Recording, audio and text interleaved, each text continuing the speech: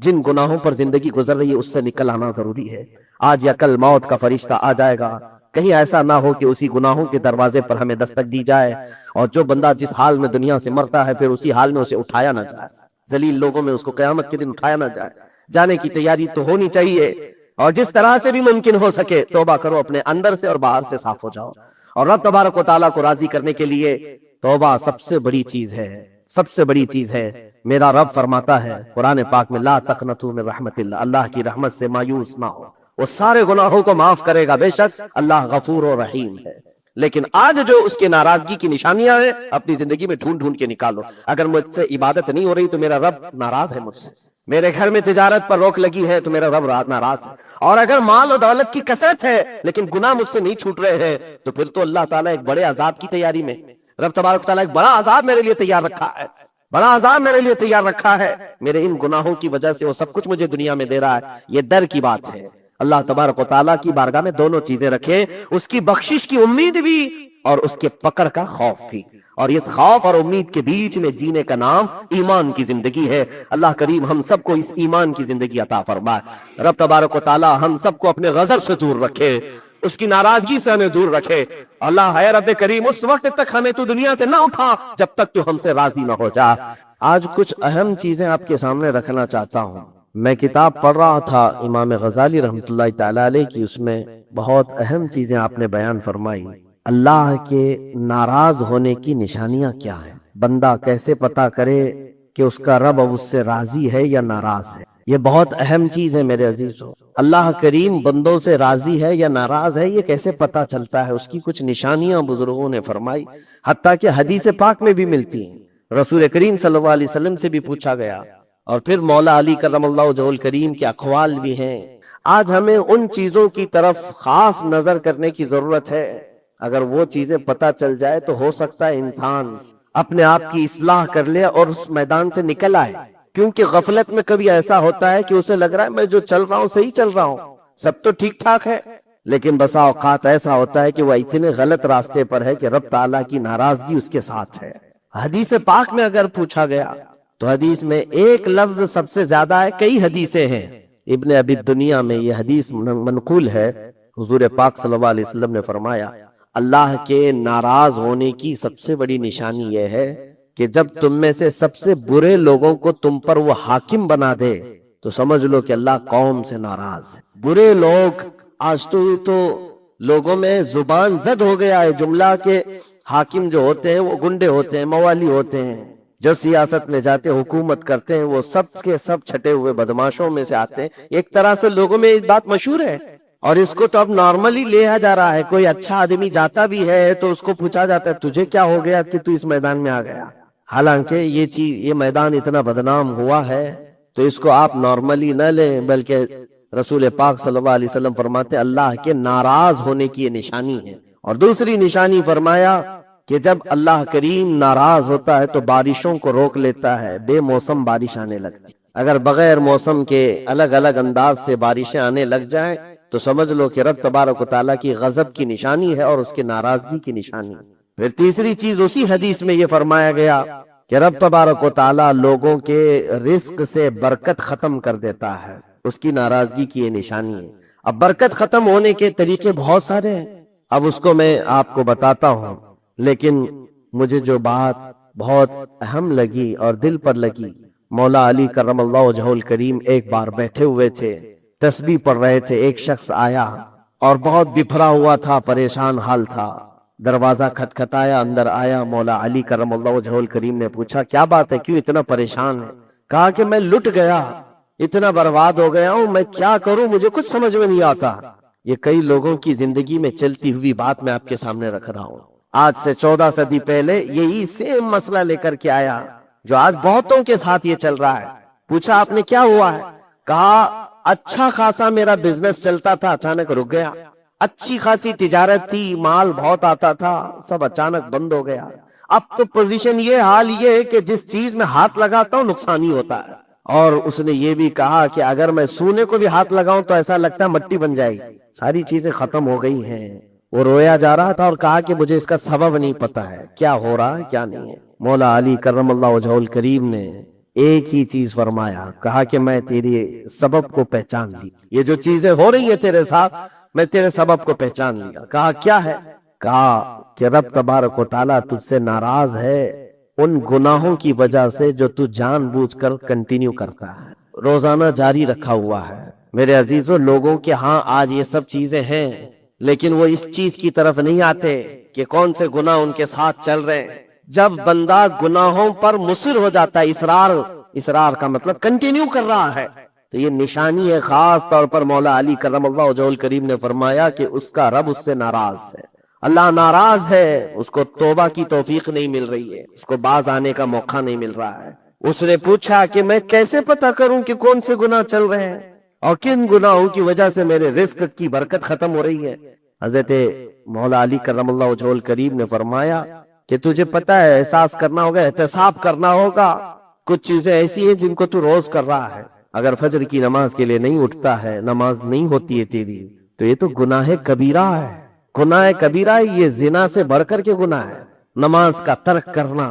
تو یہ اگر تیری زندگی میں کنٹینیو جاری ہے تو گویا کہ تو حرام پر حرام، کبیرہ پر کبیرہ کرتا ہوا اس قدر اصرار کرتا جا رہا ہے، تو تیرے رزق کی برکت کہاں رہے گی؟ ختم ہو جائے گی۔ تیرے دل کے اندر اللہ تعالیٰ نے سختی پیدا کر دی ہے۔ میرے عزیزو، آج کے حالات میں اگر کوئی اس طرح کا معاملہ لے کر کے آئے، بابا کے پاس فوراً بھاگے گا کہ میرے روزی پر کسی نے بندش کر دی ہے، روک لگا دی ہے، کسی نے جادو ٹونا کر دیا ہے۔ اس کو اپنی فکر نہیں ہے کہ اس کے عمل کیا ہے، لیکن باباؤں کے پاس جانا ہے، کسی مولانا کے پاس جانا ہے، کسی عامل کے پاس جانا ہے۔ دکان میں اچھی تجارت چل رہی تھی، اچانک بند ہو گیا، اور بابا بھی یہ نہیں کہتے کہ توبہ کر لے تو صحیح ہو جائے گا، نہیں، وہ اس کے رشتہ داروں میں سے کسی نے بڑا کچھ کر دیا ہے، اس کو یہی سجیسٹ کیا جائے گا۔ اور یہ ایسا خطرناک ماحول ہے، میں دیکھ رہا ہوں، کوئی بھی اٹھ کر کے جاؤ کسی عامل کے پاس آپ جاؤ، کہا جائے گا کہ بڑا کچھ کیا ہے آپ کے ساتھ، بڑا کچھ کیا ہوا ہے، تمہاری روزی پہ بند باندھا ہوا ہے، تمہاری تجارت پر جو ہے روک لگائی گئی ہے۔ کون کیا ہے؟ تمہارے چاہنے والوں میں سے، رشتہ داروں میں سے، اور اس بندے کو رشتہ داروں کا دشمن بنایا جاتا ہے۔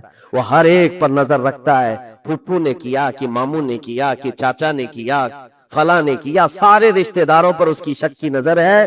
یہ قطع رحمی کا ایک بہت بڑا مظہر اس کو بنایا جا رہا ہے۔ کتنے گھروں کو اس طرح باباؤں نے توڑ رکھا ہے، اور انجانے میں یہ دماغ میں یہی بیٹھا کر کے رکھا ہے کہ نہیں، میری روزی پر انہوں نے بندش باندھی ہے، یقین کے ساتھ کسی کو نہیں معلوم۔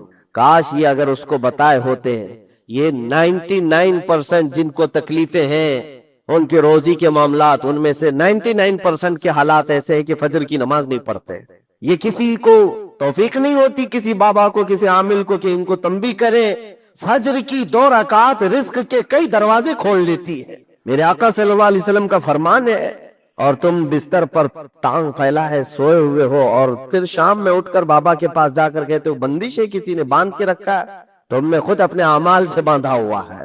اور رب تبارک و تعالیٰ فرماتا ہے سورہ فاطر میں، ما یفتح اللہ للناس من رحمت فلا ممسک لها، اللہ اپنی رحمت سے جس کے لیے دروازے کھولتا ہے کوئی اسے بند نہیں کر سکتا۔ یہ رب کا فرمان سنا رہا ہوں، وما یمسک فلا مرسل له من بعدہ، اور اللہ فرماتا ہے جس کے لیے اللہ روک دے کوئی طاقت اسے کھول نہیں سکتی۔ اللہ نے اگر بند کر دیا ہے تو کوئی نہیں کھولے گا۔ اب یہ رب تبارک و تعالیٰ کس کے لیے بند کرتا ہے، کس کے لیے کھولتا ہے، یہ اس کی شان ہے۔ لیکن ساتھ میں ایک بات اور آپ کو بتا دوں، حضرت ابو سفیان ثوری رحمۃ اللہ تعالی علیہ، حضرت سفیان ثوری کا ایک قول ہے، قسوۃ القلوب عقوبۃ للعاصی، یہ گناہ کنٹینیو جو کر رہا ہے اس کی سزا کیا ہے؟ یہ اللہ تبارک و تعالیٰ کے ناراضگی کی نشانی۔ سزا کیا ہے؟ کچھ لوگوں کو ایسا لگتا ہے مجھے کچھ نہیں ہو رہا ہے، میرا گھر بار سب صحیح ہے، ٹھیک ٹھاک ہے، تو فرمایا اس کی پہلی سزا تو یہ ہے عقوبۃ قسوۃ القلوب، یعنی جو کنٹینیو گناہ کرتا ہے رب تعالیٰ اس کا دل پتھر کی طرح بناتا ہے، سخت ہو جاتا ہے اس کا دل۔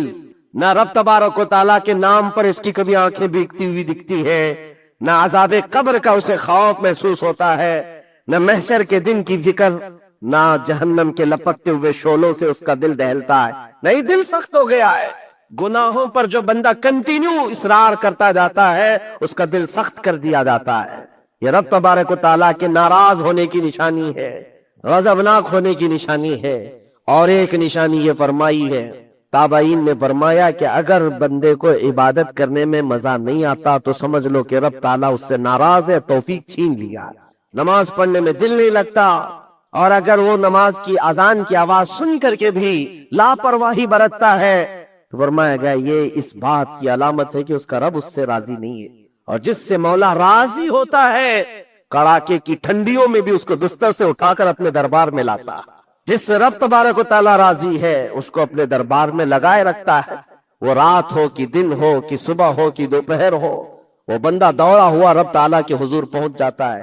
میرے عزیزو، اپنی اپنی فکر کریں ہم کس کیٹیگری میں چل رہے ہیں۔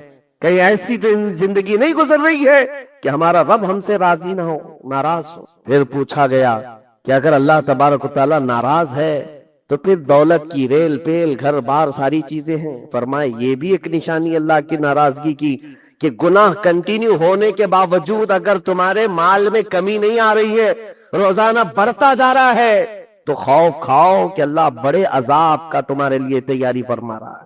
آخرت میں تمہارا کوئی حصہ نہیں ہوگا، سب کچھ دنیا میں دے دیا جائے گا، اور تمہارے لیے بڑے عذاب کی تیاری ہو رہی ہے۔ اگر گناہوں کی وجہ سے پکڑ نہیں ہوئی اور تمہارا مال اور یہ ساری چیزیں چل رہی ہیں تو یہ اس بات کی علامت ہے کہ بڑے عذاب کی تیاری ہے۔ عزیزان گرامی وقار، کوئی اس بات کے لیے خوشحال ہو کر کے نہ رہ جائے کہ میرا تو کچھ نہیں ہے، سب کچھ اچھا چل رہا ہے، گناہ بھی کر رہا ہوں، جھوٹ بھی بول رہا ہوں، نعوذ باللہ من ذالک، آنکھیں بھی بدکاری کر رہی ہیں، کچھ تو زنا میں بھی ہیں، کچھ ڈکیت میں بھی ہیں، چوری میں ہیں، پتہ نہیں کیسی کیسی بلاؤں میں مبتلا ہیں، لیکن ان کا حال یہ ہے کہ نہیں ٹھیک ہے، دولت کی ریل پیل سب اچھا خاصا ہے، مال سب کچھ فراوانی ہے، تو یہ مت سمجھنا۔ قرآن کہتا ہے وَلَا يَحْسَبَنَّ الَّذِينَ يَبْخَلُونَ بِمَا آتَاهُمُ اللَّهُ مِنْ فَضْلِهِ، ایک جگہ وَلَا يَحْسَبَنَّ الَّذِينَ كَفَرُوا أَنَّمَا نُمْلِي لَهُمْ خَيْرٌ لِأَنفُسِهِمْ إِنَّمَا نُمْلِي لَهُمْ لِيَزْدَادُوا إِثْمًا وَلَهُمْ عَذَابٌ مُهِينٌ۔ اللہ فرماتا ہے جو لوگ ہم سے دور ہو رہے ہیں وہ یہ مت سمجھیں کہ اللہ تعالیٰ کے بارگاہ میں وہ اچھا کر رہے ہیں، بلکہ رب تعالیٰ فرماتا ہے انما نملی لہم، ہم ان کو ڈھیل اس لیے دے رہے تاکہ وہ اور گناہ کر لیں، لیزدادوا اثما، اور گناہ کر لیں۔ پھر ایک دن اچانک دردناک ذلت والا عذاب ہوگا، ذلت والا عذاب ہوگا۔ قرآن پاک میں رب تعالیٰ فرماتا وَلَا تَكُونُوا كَالَّذِينَ نَسُوا اللَّهَ فَأَنسَاهُمْ أَنفُسَهُمْ، تم ان لوگوں کی طرح مت ہونا جو اللہ کو بھول گئے، جو عبادت سے دور ہوتا ہے، یہ اللہ کے غضب کی نشانی ہے، اللہ اس سے ناراض ہے۔ اگر عبادات میں نہیں آ پا رہا ہے، نمازیں اس کی کمپلیٹ نہیں ہو رہی ہیں تو اللہ ناراض ہے اس سے۔ اور قرآن میں رب تعالیٰ فرماتا ہے، یہ سورہ حشر کی آخری آیتوں میں سے ہے، مشہور آیت، وَلَا تَكُونُوا كَالَّذِينَ نَسُوا اللَّهَ، جو اللہ کو بھول گئے تھے ویسے مت بنو، ورنہ کیا ہوگا؟ رب فرماتا فَأَنسَاهُمْ أَنفُسَهُمْ، اللہ ان کو خود اپنے آپ کو بھلا دے گا، یعنی تمہیں ایسا بنا دیا جائے گا کہ تم کو خود یاد نہیں ہوگا تم کون ہو، بھول جاؤ گے۔ قیامت کے دن بھی ایسے بہت ہوں گے جن کو خود پتا نہیں ہوگا کہ کیا تھے، بلکہ مرنے کے وقت بھی کئی لوگ اپنا نام تک بھول جاتے ہیں۔ ان سے پوچھا جائے، اسی لیے تو کلمہ پڑھنے کی تلقین کی جاتی ہے کہ آپ وہاں بیٹھ کر کے کلمہ پڑھتے رہو، ورنہ وہ بھولتا چلا جائے گا، بھولتا چلا جائے گا۔ ایسی کیفیت میں آتا ہے بندہ کہ وہ خود اپنے آپ کو بھول جاتا ہے، اور رب تعالیٰ فرماتا ہے کہ جن لوگوں نے اللہ کو بھلا دیا اللہ ان کو بھلا دے گا خود کا، ان کی ذات ایسی بن جائے گی کہ وہ خود اپنے آپ کو بھول چکے ہوں گے۔ عزیزان گرامی وقار، جو نشانیاں بتائی گئی ہیں ان کو چن چن کر کے دیکھو، کہیں میری زندگی میں آ تو نہیں گئی۔ دل کا سخت ہونا یہ بہت بڑی علامت ہے، اور دل سخت ہے یہ کیسے پتا چلے؟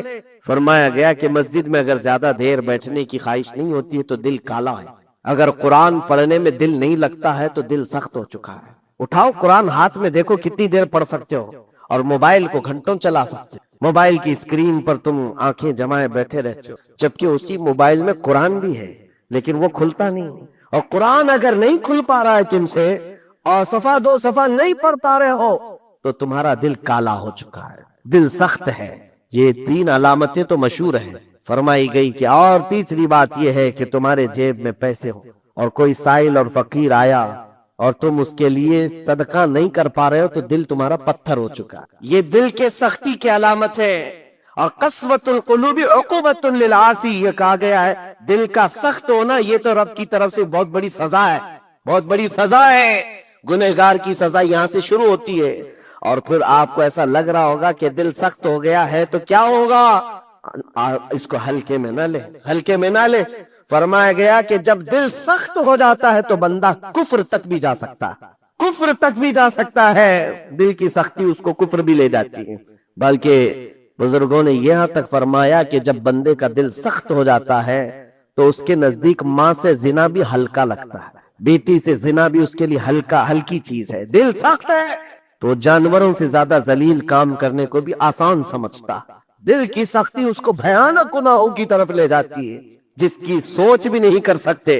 اسی لیے میرے عزیزوں، وہ دل کی سختیاں آنے سے پہلے اپنے رب کو راضی کر لیں، وہ رحمان کو راضی کر لیں۔ آج کے ان حالات کو دیکھ کر کے یہ سب محسوس ہونے لگتا ہے کہ کہیں رب ناراض تو نہیں ہے بندوں سے۔ دعائیں کثرت سے ہوتی ہیں، ہماری دعائیں کہاں جا رہی ہیں؟ اور ظالموں کا ظلم بڑھتا چلا جا رہا ہے، شریر اور فسادی لوگوں کو ہماری گردنوں پر حاکم بنایا گیا ہے۔ یہ سب رب تعالیٰ کے غضب کی علامات ہیں۔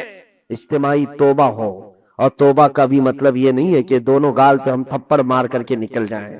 زندگی پر اس توبہ کے اثرات کا اظہار ہونا چاہیے۔ آج رات کو توبہ کیا ہے، رب تعالیٰ کے حضور سچی توبہ کیا ہے تو کل اس کی زندگی میں تبدیلی تو آئے۔ رات بھر توبہ کرتا رہا اور فجر میں سو رہا ہے تو کوئی تبدیلی نہیں آئی، یعنی تم نے دل سے اللہ کی بارگاہ میں توبہ ہی نہیں کیا، نہ ہی تمہارے چال چلن میں کوئی فرق آیا۔ یہ توبہ نہیں ہے۔ تھپڑ تو 1000 بار مار لو، اس کو توبہ نہیں کہا جاتا۔ توبہ عزم مصمم کا نام ہے، اور اللہ تبارک و تعالیٰ کو راضی کرنے والی توبہ وہی ہے جو عزم مصمم کے ساتھ ہوتی ہے۔ جانتے ہو سیدنا عمر فاروق رضی اللہ تعالیٰ عنہ، ان کا دور وہ ایک ایسے رعب و دبدبے کا دور ہے۔ ایک شخص ایک دکان سے یا گھر سے شراب کی بوتل لیا اور نکلا باہر۔ شراب کی بوتل لے کر کے حضرت عمر فاروق رضی اللہ تعالیٰ عنہ راستے پر آ رہے تھے، آپ کی نظر پڑ گئی، اس نے بوتل چھپا لیا۔ شراب کے ساتھ پکڑا جاتا، ابھی کوڑے بھی مارے جاتے اور ذلیل بھی ہوتا۔ حضرت عمر جیسے بڑھتے آگے اس کی ہیبت بھی بڑھتی چلی گئی۔ کیا ہوگا کیا ہوگا، بچ بچا کے نکل جاؤ، نہیں، لیکن سیدھے وہ سامنے آ کے کھڑے ہو گئے۔ کہا کہ کہاں سے؟ کہا یہیں سے آ رہا ہوں۔ کیا ہے جس کو تم بغل میں چھپائے جا رہے ہو؟ جس چیز کو چھپا رہا تھا اسی چیز کا سوال کیا انہوں نے۔ اس بندے نے کہا کچھ نہیں امیر المومنین، دودھ کی بوتل ہے، دودھ کی بوتل ہے، میں چھپایا ہوا ہوں، آپ آ رہے تھے آپ کی عظمت میں۔ حضرت عمر فاروق رضی اللہ تعالیٰ عنہ کی دوربین نظر جانتی تھی۔ آپ نے کہا دودھ کی بوتل ہو تو چھپانے کی ضرورت کیا ہے، نکالو باہر۔ اب اس کے ہاتھ اتنے کانپنے لگ گئے ڈر کے مارے کہ وقت کا وہ امیر المومنین کھڑا ہے جس سے قیصر و کسریٰ بھی تھر تھراتے ہو۔ اب ان کے سامنے کیا بہانہ کیا جا سکتا ہے؟ اس نے بغل میں سے آہستہ سے بوتل نکالی، آپ کے سامنے سر جھکا کر پیش کیا۔ حقیقت میں وہ دودھ کی ہی بوتل تھی، دودھ کی ہی بوتل تھی۔ یہ دیکھ کر اس کا سر چکرا گیا۔ شراب لے کر کے نکلا تھا اور بغل میں چھپایا بھی تھا امیر المومنین کے ڈر سے۔ حضرت عمر فاروق نے کہا کہ دودھ کی بوتل ہے تو تیرے اندر اتنا ڈر اور سہم کس بات کا، سچ بتا۔ رونے لگ گیا، آپ کا دامن پکڑ کر کے کہا امیر المومنین سچ بتاؤں تو شراب کی بوتل لے کے نکلا تھا، لیکن جیسے ہی آپ پر نظر پڑی دل اتنا پسیج گیا، میں اندر سے رحمان کو پکارا، اے رب کریم آج تو عمر کے سامنے میری عزت بچا لے، کبھی ہاتھ نہ لگاؤں گا، شراب کبھی نہیں پیوں گا۔ دل سے میں نے پکارا، رب تعالیٰ نے میری عزت رکھ لی اور اس شراب کو دودھ میں بدل دیا۔ میرے عزیزوں، وہ ناراض ہوتا ہے تو جلدی راضی بھی ہوتا ہے، راضی بھی ہوتا ہے۔ ایسا نہیں ہے کہ مولا تعالیٰ غضبناک ہے تو بندوں کو عذاب میں مبتلا کرے گا۔ ایک دعا کرو، ایک دعا کرو، رب تبارک و تعالیٰ کی بارگاہ میں جو مجھے بڑی لگی دل کو، جو میں آپ کے سامنے شیئر کر رہا ہوں، کبھی سجدے میں گر کر اس سے مولا سے اتنا کہو کہ اے رب تیرے لیے بندے میرے علاوہ کروڑوں ہیں، میں ایک نہیں ہوں، تیرے تو کروڑوں بندے ہیں، لیکن مولا میرے لیے تو صرف تو ایک ہی ہے، میرے لیے تو صرف ایک ہی ہے جس کے سامنے جھک کر میں مانگ سکتا ہوں، تجھ سے جو منہ چھپاؤں تو کروں کس کے سامنے۔ رب تبارک و تعالیٰ کو یہ ادا پسند آتی ہے، کیونکہ یہ قرآن پاک میں حضرت عیسیٰ علیہ السلام کے ضمن میں بیان کی گئی ہے۔ اللہ تعالیٰ نے خود اس کو قرآن میں فرمایا ان تعذبہم فإنہم عبادک وإن تغفر لہم فإنک انت العزیز الحکیم۔ عیسیٰ علیہ السلام نے اپنے امتیوں کے لیے اللہ کی بارگاہ میں یہ التجا کی تھی، مولا اگر تو ان کو عذاب دے گا تو تیرے ہی تو بندے ہیں، تیرے ہی تو بندے ہیں، اور اگر بخش دے گا تو تو غالب حکمت والا ہے، تیرے خزانے میں کوئی کمی نہیں ہونے والی ہے۔ عزیزان گرامی وقار، جن گناہوں پر زندگی گزر رہی ہے اس سے نکل آنا ضروری ہے۔ آج یا کل موت کا فرشتہ آ جائے گا، کہیں ایسا نہ ہو کہ اسی گناہوں کے دروازے پر ہمیں دستک دی جائے، اور جو بندہ جس حال میں دنیا سے مرتا ہے پھر اسی حال میں اسے اٹھایا نہ جائے، ذلیل لوگوں میں اس کو قیامت کے دن اٹھایا نہ جائے۔ جانے کی تیاری تو ہونی چاہیے، اور جس طرح سے بھی ممکن ہو سکے توبہ کرو، اپنے اندر سے اور باہر سے صاف ہو جاؤ، اور رب تبارک و تعالیٰ کو راضی کرنے کے لیے توبہ سب سے بڑی چیز ہے، سب سے بڑی چیز ہے۔ میرا رب فرماتا ہے قرآن پاک میں، لا تقنطوا من رحمت اللہ، اللہ کی رحمت سے مایوس نہ ہو، وہ سارے گناہوں کو معاف کرے گا، بے شک اللہ غفور و رحیم ہے۔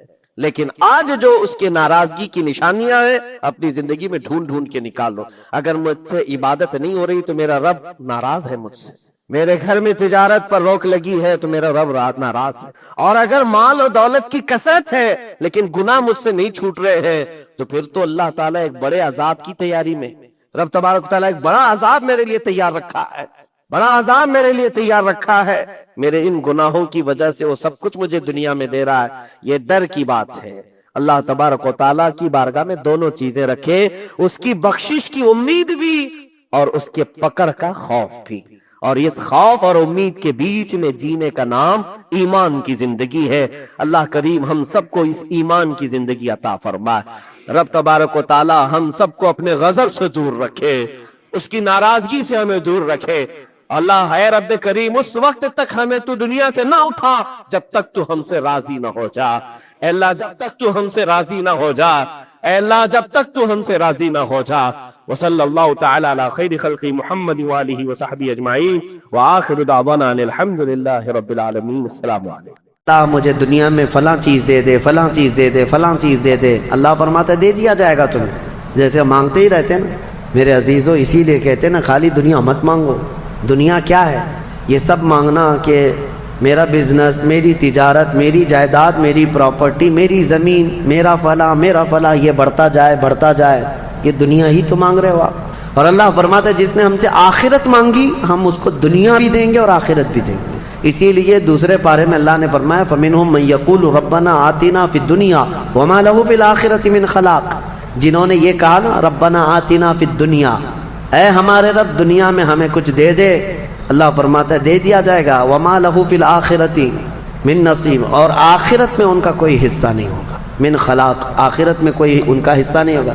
وَمِنْهُمْ مَنْ يَقُولُ رَبَّنَا آتِنَا فِي الدُّنْيَا حَسَنَةً وَفِي الْآخِرَةِ حَسَنَةً وَقِنَا عَذَابَ النَّارِ أُولَئِكَ لَهُمْ نَصِيبٌ مِّمَّا كَسَبُوا، اللہ فرماتا ہے اور جنہوں نے کہا اے ہمارے رب ہمیں دنیا میں بھی اچھائیاں دے دے اور آخرت میں بھی اچھائیاں دے دے، رب فرماتا ہے، اور جنہوں نے یہ کہا اے اللہ ہم کو عذاب دوزخ سے بچا لے، رب فرماتا ہے یہ وہی لوگ ہیں جنہوں نے حقیقت میں حصہ حاصل کر لیا، آخرت بھی مانگ لیا، دنیا بھی مانگ لیا۔ دعا میں ہمیشہ یہی کیا کرو کہ اے اللہ ہماری آخرت اچھی کر۔ یہاں مانگ کر کے کتنا لے لو گے، کتنا لے لو گے، کتنے دن تک؟ چلو آج آپ نے صحت مانگی، اے اللہ مجھے صحت عطا کر، طبیعت اچھی رکھ، اچھی بات ہے، لیکن کتنے دن تک رہو گے؟ 80 سال، 100 سال؟ 80 سال کے بعد جب بال سفید ہونے لگیں گے تب پھر تم یہ مانگو گے کہ اللہ پھر میرے بال کالے کر دیں؟ پیٹھ جھکنے لگے گی تب یہ کہو گے کہ اللہ میری کمر سیدھی کر دے؟ دانت جھڑنے لگ جائیں گے کہو گے پھر اے اللہ میرے دانت صحیح کر دے؟ نظام ہے کائنات کا، صحت کو جانا ہے تو جو جانے والی چیز ہے اس کو ہی ہم مانگ رہے ہیں، جو ہم سے رخصت ہونے والی چیز ہے وہی ہم مانگ رہے ہیں۔ اولاد مانگ رہے ہو یہ بھی چھوٹنے والی چیز ہے، یہ ہم سے چھوٹنے والی چیز، ہر وہ چیز مانگتے ہیں ہم یہاں پر جو ہم سے رخصت ہونے والی ہے، اور جو ہمیشہ رہنے والی ہے وہ جنت ہے، اس کا سوال کیوں نہیں کرتے؟ اور ایک امام شیخ سعدی رحمۃ اللہ علیہ کی کتنی پیاری بات ہے، سنو، فرماتے ہیں موت سے بچنا ممکن ہے کسی کو؟ بتائیں کوئی بچ سکتا ہے؟ پاسبل ہے؟ موت سے بچنا کسی کے لیے بھی ممکن ہے؟ نہیں ہے، سب کو پتہ ہے، سب کو پتہ ہے امپاسبل، لیکن اس کے باوجود بھی بچنے کے لیے 1000 دوائیاں کھاتے ہیں ہم، سب کو معلوم ہے کہ موت سے نہیں بچتے ہیں، لیکن اس کے باوجود بھی بچنے کے لیے ہم روز کچھ نہ کچھ کر رہے ہیں۔ ہم اپنے جسم کو صحیح کرتے ہیں یا بیماریوں کو صحیح کرنے کے لیے پیسہ بھی بہاتے ہیں، سب کچھ کرتے ہیں، ہمیں پتہ ہے کہ ہم نہیں بچ سکتے پھر بھی خرچہ کرتے ہیں۔ شیخ سعدی کی سوچ دیکھو، فرماتے اور انسان کو یہ پتہ ہے کہ جہنم سے بچنا ممکن ہے، موت سے بچنا تو ممکن نہیں، لیکن دوزخ سے بچنا ممکن ہے۔ کیا سب کے اوپر کمپلسری ہے جہنم میں جانا؟ نہیں، تو جس سے بچنا ممکن ہے اس کے لیے کوشش بھی نہیں کرتا، اور جس سے بچنا ممکن ہی نہیں اس کے لیے روز کوشش کرتا ہے. یہ کیسی سوچ ہے انسان کی؟ موت سے نہیں بچ سکتے. کوشش ٹھیک ہے تم دوائیاں کرتے رہو، لیکن کوشش یہ کرو کہ اللہ مجھے دوزخ سے بچا لے، مجھے آخرت کے عذاب سے بچا لے.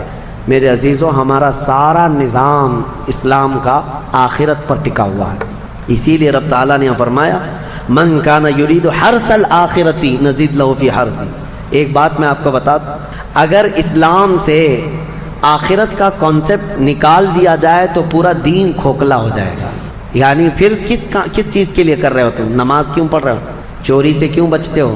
شراب کیوں نہیں پیتے؟ ہر چیز کا تعلق تمہارا آخرت سے جڑا ہوا ہے. آخرت سے کیوں؟ حساب ہوگا، پوچھا جائے گا. میری نمازیں بھی پوچھی جائیں گی، روزے بھی پوچھے جائیں گے. ہر چیز آخرت کے خوف سے ہم دنیا میں عمل کر رہے ہیں. اور اگر آخرت کا کانسیپٹ ختم ہو گیا تو وہی درندوں کی طرح سے ناچتے گھومتے رہیں گے. جیسے دوسری قوموں کو دیکھ رہے ہیں، ان کے ہاں کوئی تصور ہی نہیں آخرت کا.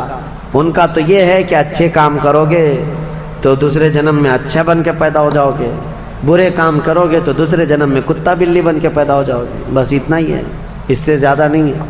پھر بھی کچھ لوگوں کے ہاں ہے سورگ اور نرگ کا، لیکن وہ بھی اتنا یقینی نہیں ہے، اتنا یقینی نہیں ہے جتنا تمہارے لیے ذہن میں یقینی جنت اور دوزخ کا تصور ہے. یہ دوسروں کے ہاں نہیں ہے. اسی لیے میرے عزیزو، آخرت کے تصور کو اتنا مضبوط بٹھاؤ، اتنا مضبوط بٹھاؤ.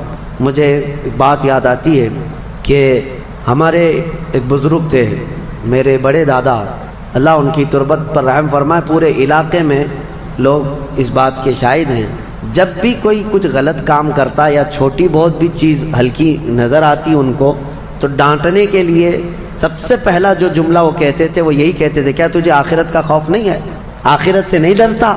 یہ ایک جملہ اکثر ہر کام پر، نماز کے سلسلے میں ہو یا کسی کو کہیں پر گپے لگاتے بیٹھے ہوئے دیکھتے تو یہ کہتے آخرت کا ڈر نہیں ہے. یہ ان بزرگوں کا شیوا رہا ہے، اولیاء اکرام کا طرح امتیاز رہا ہے کہ وہ اپنے سارے اعمال آخرت کے خوف پر رکھے ہوئے ہیں. حضرت حاتم اعصم رضی اللہ تعالیٰ عنہ بڑے پائے کے بزرگ ہیں، فرماتے ہیں نماز جب پڑھتے تھے تو کہتے میرا تصور یہی ہوتا ہے کہ موت میرے گردن کے پیچھے، ملک الموت یہی ہے. یہ سوچتا ہوں کہ اب آخری نماز ہے، میری آخری نماز ہے، اور دونوں طرف میرے جہنم کے گڑھے ہیں، ادھر بھی ادھر بھی. میں اگر تھوڑا سا بھی ہل جاؤں تو ہو سکتا ہے ادھر کے گڑھے میں یا ادھر کے گڑھے میں، اور پیچھے ملک الموت ہے اور سامنے رضائے الہی ہے اور جنت ہے. میں بڑھنے کی کوشش کر رہا ہوں. اس تصور کے ساتھ وہ نماز پڑھتے تھے، اس تصور کے ساتھ. اور سجدے میں جاتے تو یہ کہتے کہ میرا آخری سجدہ ہوگا، ملک الموت پیچھے ہی کھڑا ہے میری گردن کے پاس، اور اگر میں تھوڑا بہت ہل گیا تو ادھر بھی دوزخ ہے، ادھر بھی دوزخ ہے. سامنے کی طرف مجھے پورا تصور جمانا ہے، رضائے الہی ہے اور جنت میری یہاں ہے. تو ان کے سارے تصورات ہر کام میں آخرت پر ڈیپینڈ تھے. میرے عزیزو، آج لوگوں میں جو بد عملی آئی ہے اس کی ایک بڑی وجہ یہی ہے، ہمارے بچوں میں اور نوجوانوں میں آخرت کا ڈر کم ہو گیا، ڈر کم ہو گیا. یہ جتنے بھیانک گناہوں میں آج ملوث ہیں، ان کو ڈر نہیں ہے، ان کو خوف نہیں ہے. میں ایک بات بتاتا ہوں، پچھلے زمانے کی ایک بات ہے کہ ایک پرہیزگار شخص تھے، متقی تھے بنی اسرائیل میں. ایک خاتون جو فحش کاموں میں ملوث رہتی تھی، طوائف تھی یا جیسی بھی، وہ آئی اس عابد کے پاس. یہ پرہیزگار شخص تھا. یہ جب آئی تو کہا کہ رات گزارنے کے لیے میرے پاس کوئی ٹھکانہ نہیں ہے، باہر ٹھنڈی اور بارش ہے، مجھے تھوڑی سی جگہ دے دو. اس عابد نے رحم کھا کر اپنے گھر میں عورتوں کے رونے پر کبھی شیطان داخل ہو جاتا ہے. مدد کے لیے عورت رونا دھونا جب کرتی ہے تو اچھوں کا ایمان ختم ہو جاتا ہے. وہ عورت رونے لگی کہ میرا کچھ کوئی سہارا نہیں، بارش میں بھیگ جاؤں گی، میں تڑپ کے ختم ہو جاؤں گا. اس عابد شب زندہ دار اس نے اپنے خانقاہ میں جگہ دی تھی. جب رات ہو گئی تو وہ عورت آئی اس کے سامنے آئی اور اوریانیت کے ساتھ عجیب و غریب حرکتیں کر کے اس کو گناہ پر ابھارنے لگی. وہ عابد تنہا تھا. وہ قریب آیا، اس کے بعد پوچھا کیا چاہتی ہے؟ کہا چل کوئی نہیں ہے رات میں، کوئی نہیں ہے، ہم لوگ اپنے جسموں کی سکون حاصل کر لیں. اس عابد نے کہا کہ ٹھیک ہے، میں اس سے پہلے تھوڑی دیر میں بھی آتا ہوں، خواہش ہے تیرے ساتھ آ جاتا ہوں، سوتا ہوں، لیکن اس سے پہلے میں دیکھتا ہوں. اس نے کیا کیا، گھر میں جو چراغ جل رہا تھا، بہت اس وقت مشعل جلائے جاتے تھے، کرنٹ تو نہیں، لائٹ نہیں، مشعل جو جلائے جاتے تھے، اس نے وہ مشال کو قریب کیا، پہلے اس میں اپنی انگلی لگایا تو چمڑی جل گئی، ہاتھ جھٹکنے لگا۔ وہ خاتون تیار کھڑی تھی، پوچھنے لگی کہ کیا کر رہا ہے؟ کہا رک جا دیکھ رہا ہوں۔ تھوڑی دیر کے بعد دوسری انگلی آگ میں لگایا، چمڑی جل گئی۔ پھر اس کے بعد وہ اسی طرح جلاتا رہا انگلی کو۔ اس خاتون نے پوچھا کہ کیا کر رہے ہو تم؟ اس عابد نے کہا میں دیکھ رہا ہوں، اس آگ کو میں برداشت کر سکتا ہوں تو پھر ٹھیک ہے میں یہاں مزے بھی کر لوں گا، اس لیے کہ جہنم کی آگ اس سے 70 گنا زیادہ تیز ہے، میں نے سنا ہے۔ دیکھ رہا ہوں کہ یہاں کی آگ میں برداشت کر پاتا ہوں۔ 2 انگلیاں سامنے کیا، 3 انگلیاں کیا، 4 انگلیاں جب مشعل میں لگایا تو پورا چمڑا جل کر کے صرف انگلیوں کی ہڈیاں کالی ہو کر رہ گئی۔ ہاتھ پورا چمڑا لٹک گیا، پورا ختم ہو گیا، ہاتھ پورا جلا رہ گیا۔ وہ عورت چیخ مارنے لگ گئی کہ کیا کر رہا ہے، چمڑے کے جلنے کی بو آنے لگ گئی۔ اسی اثنا میں وہ عورت چیخ مار کر کے باہر نکلتی ہے کہ بچاؤ مجھے، بچاؤ، یہ پاگل ہو گیا، پاگل ہو گیا۔ بادشاہ کی پولیس وہاں سے گزر رہی تھی، آئی اور اس نے پوچھا کہ کیا ہوا ہے؟ کہا کہ اس عابد نے میری عزت پر حملہ کر دیا۔ تو پولیس اندر گھس گئی، دیکھا تو یہ بیٹھا ہوا تھا، اب آؤ دیکھا نہ تاؤ، حملہ کر دیا اس پر۔ لوگوں کو باہر پتہ چل گیا کہ ایسا ایسا ہوا ہے، ایک عورت آئی تھی اور اس پر عابد رات کو تنہائی میں اس کے ساتھ منہ کالا کر رہا تھا۔ تو لوگوں نے مارنا شروع کیا، اتنا مارا کہ وہ عابد مر گیا، انتقال ہو گیا، ختم ہو گیا۔ اب مسئلہ یہ ہے کہ اب لوگوں میں یہ بات پھیل گئی کہ اتنے سالوں جس کو ہم نے عبادت میں دیکھا تھا وہ ایک عورت کے چکر میں آخری وقت بہک گیا اور منہ کالا کر لیا۔ اب اس کے بعد اس کو اٹھاتے ہیں، اٹھا کر کے قبرستان میں جب دفن کرنے کے لیے رکھا گیا، قبر میں جیسے ہی رکھتے ہیں اس قبر میں تیز خوشبو بھر چکی ہے، ہر جگہ سے خوشبو کے جھونکے آ رہے ہیں۔ لوگوں نے کہا یہ بدکار آدمی کی قبر میں اتنی خوشبو کہاں سے آ رہی؟ اس کو دفن کر دیا اور یہ بات مشہور ہونے لگ گئی۔ بادشاہ خود بھی آیا، پوچھا یہ کیا مسئلہ کیا ہے؟ تو لوگوں کو جب یہ بات سمجھ میں نہیں آئی تو علماء کو بلایا گیا اور پوچھا گیا کہ کیا مسئلہ ہے؟ کہا گیا کہ یہ بدکار نہیں ہو سکتا، یہ اللہ کی رضا میں انتقال کیا ہے۔ اس خاتون کو پکڑ کر لایا گیا، پوچھا گیا کہ کیا کیا معاملہ ہوا تھا، سچ بتا۔ اس عورت نے بتایا کہ اس کا کوئی مسئلہ نہیں تھا، یہ ڈرتا رہا اللہ سے اور آخرت سے ڈرتا رہا، اور رات میں یہ بیٹھ کر کے اپنی انگلیاں جلا لیا تھا اور یہ کہتا تھا کہ میں دیکھتا ہوں دنیا کی آگ سے میں برداشت کر پاتا ہوں تو ٹھیک ہے میں تیرے ساتھ مزہ کروں گا، نہیں تو پھر آخرت کا عذاب اس سے بھی بڑا سخت ہے۔ وہ یہ کہتا رہا اور میں بھاگ کر گئی، اتنے میں لوگ آئے اور اس کو مار دیے۔ بادشاہ نے پوچھا کہ دیکھو اس کو پھر سے نکالو، نکالا گیا۔ اس خاتون کے بتائے ہوئے اعتبار سے جب دیکھا گیا تو اس کا ہاتھ جلا ہوا ویسے ہی موجود تھا، جلا ہوا ہاتھ ویسے ہی موجود تھا جیسے اس عورت نے واقعہ سنایا تھا۔ پھر لوگوں نے بہت توبہ کی کہ اس کو مارنے کا کیا گناہ تھا، اس کا جرم تھا، لیکن بہرحال وہ شہید تھا۔ اس حکایت کو نقل کر کے فرماتے ہیں صاحب حکایت کہ یہ وہ لوگ تھے جن کا ہر کام آخرت سے جڑا ہوا تھا، وہ ایک حرکت بھی کچھ ان کو دنیا میں ڈگمگ نہیں کرتی، ان کے پاؤں کو نہیں پھسلا پاتی۔ کیوں؟ وہ ڈرتے اس بات سے تھے کہ آخرت میں کیا ہوگا، آخرت میں کیا ہوگا۔ میرے عزیزو، میں آپ کو بتاؤں زنا کی جو سزا ہم نے بتائی تھی، اس سے قبل بھی میں نے بتایا کوڑے مار دیے جائیں 100 یا سنسار کر دیے جائیں، یہ آخرت میں دی جانے والی سزا کا 100واں حصہ ہے، اس سے 100 گنا زیادہ سزا وہاں پر قیامت میں۔ تو پھر وہ کیسی ہوگی سزا؟ پھر 100 گنا زیادہ سزا کیا ہے؟ اسی لیے فرمایا گیا جہنم کا ہلکا عذاب۔ پوچھا گیا حضور سے سب سے کم عذاب کیا ہوگا؟ سب سے کم کسی کو عذاب دیا جائے گا اگر دوزخ میں تو کیا ہوگا؟ فرمایا گیا کہ اس کو آگ کی جوتیاں پہنائی جائیں گی جس کی گرمی سے اس کا بھیجا پک کر کے ابل رہا ہوگا، یہ سب سے ہلکا عذاب ہے دوزخ کا۔ پھر جہاں اللہ نے عذاب علیم کہا، عذاب عظیم کہا، عذاب مہین کہا، دردناک عذاب، بڑا عذاب، ذلت والا عذاب، تو پھر وہ کیسا ہوگا؟ بہرحال خلاصہ کلام میرا یہ ہے، آج ہم نے تلاوت میں یہی پایا کہ اے لوگو تم آخرت کے تصور پہ جیتے رہو، دنیا فانی ہے، دنیا فانی ہے، حساب کا ایک دن آئے گا۔ فَمَن يَعْمَلْ مِثْقَالَ ذَرَّةٍ خَيْرًا يَرَهُ وَمَن يَعْمَلْ مِثْقَالَ ذَرَّةٍ شَرًّا يَرَهُ۔ اللہ فرماتا ہے جس نے رائی کے دانے کے برابر نیکی کی وہ بھی دیکھے گا قیامت کے دن، اور جس نے رائی کے دانے کے برابر برائی کی وہ بھی قیامت کے دن دیکھے گا۔ آخرت آخرت آخرت. اپنے بچوں میں بھی ڈر اسی بات کا ڈالو کہ اللہ کریم کے ہاں حساب ہونا ہے، اللہ کے ہاں حساب ہونا ہے. آپ کو بتائیں وہ صحابی رسول جو گھر فجر کی نماز دوڑ کر کے چلے جاتے تھے، حضور کے پیچھے نماز پڑھتے تھے. کیوں؟ صحابہ اکرام نے ان کی شکایت کی تھی کہ یا رسول اللہ یہ نماز پڑھ کے اتنی تیزی سے بھاگ جاتے ہیں. حضور نے ان سے کہا پوچھو، ایک دن پکڑو. ایک دن انہیں روک لیا گیا، پوچھا گیا کیوں اتنی جلدی چلے جاتے ہو؟ انہوں نے کہا میرا پڑوسی ایک یہودی ہے، اس کے آنگن میں کھجور کا ایک درخت ہے اور اس کے شاخیں میرے آنگن میں بھی آئی ہیں، پکی کھجوریں صبح صبح گر جاتی ہیں آنگن میں.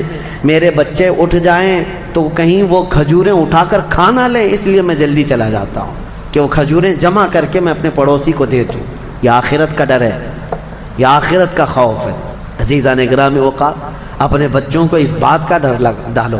ایک بار حضور پاک صلی اللہ تعالیٰ علیہ وسلم کی بارگاہ میں صدقے کی کھجوریں آئی تھیں. حضرت امام حسن اور امام حسین چھوٹے تھے، بہت بچپنا تھا.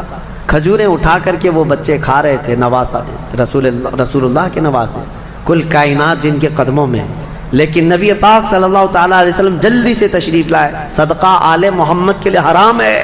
انگلی حلق میں ڈال کر کے میرے آقا نے پورا نکال دیا. کہا کخ کخ، کھانسو اور کھانس کر کے نکالو. حدیث پاک کے الفاظ ہیں. حضرت حسنین کریمین کے حلق میں سے حضور صلی اللہ علیہ وسلم نے آخری ذرہ تک نکالا کہ تمہارے حلق میں کوئی حرام چیز نہیں جائے. آخرت کا ڈر تھا یہ آخرت کا خوف ہے. جو چاہے چبا لے، جو چاہے بھر لے.